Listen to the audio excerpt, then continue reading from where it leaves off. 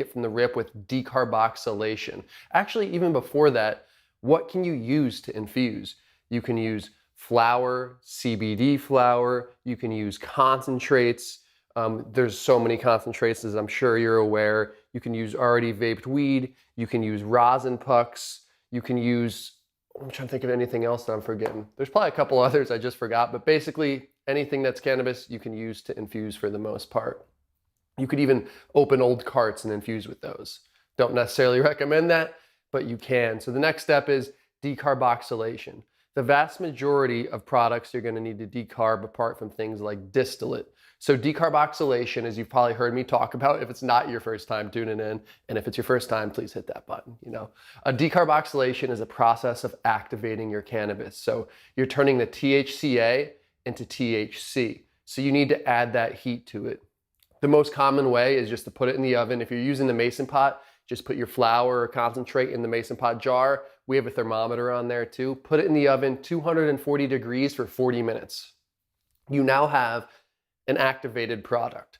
So what next? Now you just simply add your butter of choice, your oil of choice. My go-to lately is MCT oil, coconut oil, olive oil, and of course I love the butter if I'm cooking up some tasty baked goods or savory treats. You put that in the jar with the decarbed bud and you infuse it for 2 to 4 hours at about 190 to 220 degrees Fahrenheit. That is going to leave you with your finished product almost, because you still need to do the last part. You have to strain it out. In the past, when I was infusing, I used cheesecloth, these other sort of strainers, coffee filters, and that's part of the reason that the Mason Pot press and puck was invented. And if you haven't checked out Mason Pot, I'll link that below. But simply drop the puck in, press it out, pour it through the fine strainer, then you have your finished product. I usually recommend storing it in the refrigerator to, keep that shelf life longer for you. And you can use it in whatever you want. And then if you have the trifecta, your infused olive oil, coconut oil, and butter, that will last you a long time. But for me lately, as you might know, I love the MCT oil tincture. Really easy, just take it right out of the jar, drop it in. And I said common infusion questions, and I kind of answered them with some answers here. But I'm trying to think of anything else that people say. Yeah, how long to infuse is a common one. 2 to 4 hours is what I recommend. There's a point of diminishing return, in my opinion, above that, and you can start to get burnt, charred taste and cannabinoid burn off as well there. Decarboxylation. Oh, this is a good one. Do you need to decarb? You do not necessarily need to decarb, but that's how you're going to get the most potent product possible. Now you might be saying, why wouldn't I want to decarb?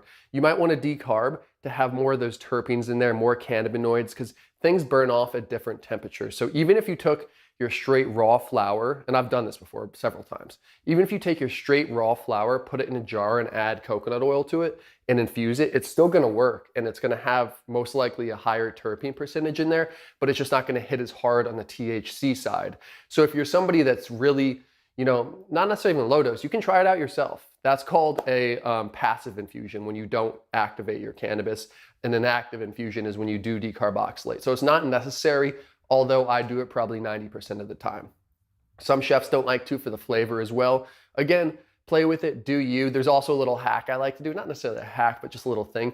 Say you're using a 1/4 ounce, decarb half or 2/3 of it, let's just say an eighth. So you decarb an eighth, then you add the other fresh eighth in. So you're getting a nice potent activated, and then you're getting the fresh terps for an active passive combo. What else, guys?